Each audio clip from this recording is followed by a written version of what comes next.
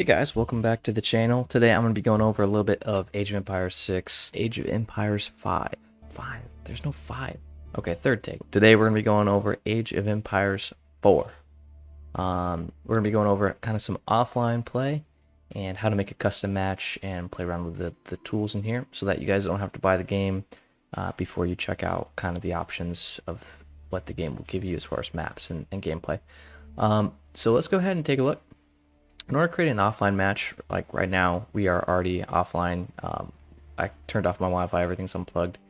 And you can actually go into single player here. You can play the campaign, which I don't really like playing the campaign that much. Or you can take and do something like Art of War, where you can actually do different tasks that will challenge you to a certain extent. You can also do skirmish, solo battle versus AI, AI teammates versus AI. So it's like you can, set it up 4v4, 3v3 looks like there. Or you can create a game. We're going to go to create game today. We're going to go to our overview. And right now this gives us what we've set up in the game setup and map setup. Before we touch all this here, we're going to go to the game setup real quick. Let's see, server connection failed, yada yada. All right. So you can modify this to be a wonder victory, a sacred. You have all the sacred sites, a landmark, which is what I prefer, but it's basically just go and destroy the country. So that's pretty cool. Of course you got sandbox, which is you play without any win conditions and you just mess around. But you've also got here standard rules, which is just competitive mode. Now, tuning packs, I don't have any of those installed right now, but that's eventually where you can set custom rules and such. Starting conditions, right now I'll have standard. You have 4 different ages. Currently, Age of Empires 4 is limited to these 4 ages. And you can set the map state. Concealed means, it's fog of war, black, you can't see anything that you haven't explored. Explored means you've explored things, but you can't actively see what's going on in those areas, so you know how the map looks. Revealed means that you will know how the map looks and you can see everything that the other enemies are doing. And so we go to map setup here, and they actually have a pretty diverse range of maps to start you off with. There are crafted maps that are eventually coming with more updates and do a little bit of community content there. You got Dry Arabia, and well, that one among many other maps. And so it's pretty cool. You can play with any of these maps. I really prefer to have experience where it's kind of mountainous and exciting there, so you don't have to worry about troop transports as far as seas and such. But you can do like this one, team spawn together on islands. So let's go ahead and do Warring Islands. It's pretty cool. And you can even see these little tabs up here have some different information for you, like features large body of water that can require ships. Like this one features terrain where shifts in elevation provide natural advantages. So check out those. It gives you little ideas of what the map will give you. You can do around 5 different sizes. You can do a 2-player map, and it will actually close up slots for you. Do a medium, a large, and a gigantic, and then it opens up those slots according to the size that you're going to do.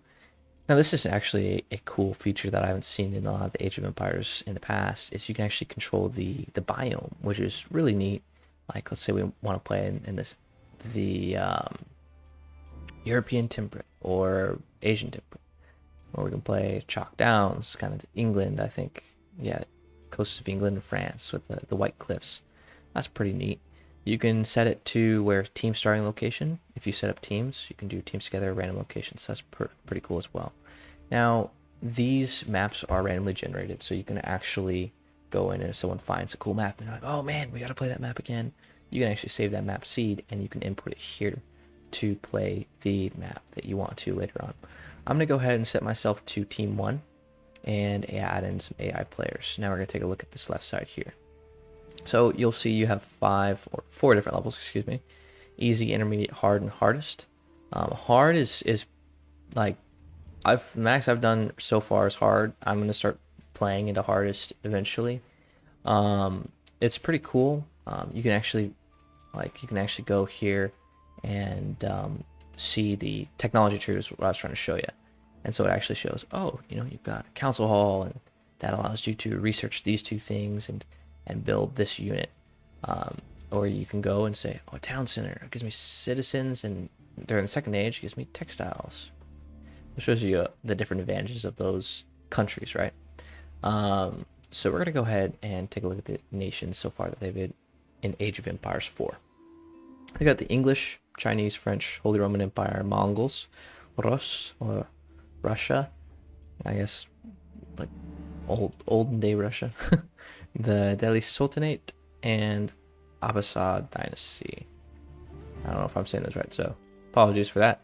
And you'll notice here when you highlight over the country, it'll actually give you a set of helpful hints on the right side and the difficulty in the top right of that little window of how hard it is to play that country. And this is pretty cool because then you know, oh, like the Mongols. For example, my brother, like we were playing an online match, and he played this, and he was playing the Mongols, and they're very mobile. So in order to know that it's like the difficulty's high, it's a good thing to have an idea of what you're going to step into before you start the game. Might want to plan the rules accordingly. Another thing that we have here is we actually, so we can change all of our enemies, right?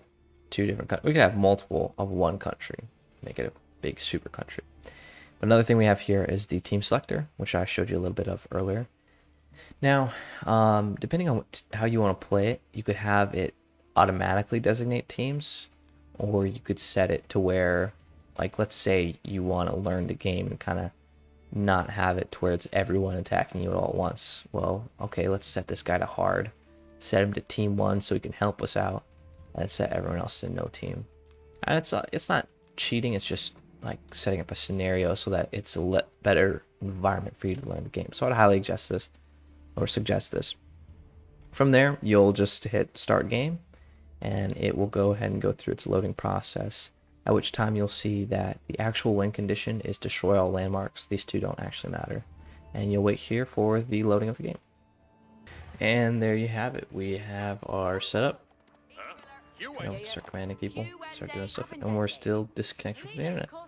So pretty cool that you can do this with Age of Empires. Just thought it'd be worth you guys to know if you guys want to play solo play or just play with a buddy. I mean, be connected to the internet, do some co-op play. So yeah, this is an offline game. Highly suggest it. Very fun strategically, and I hope you guys have a good rest of your day. Have a good one.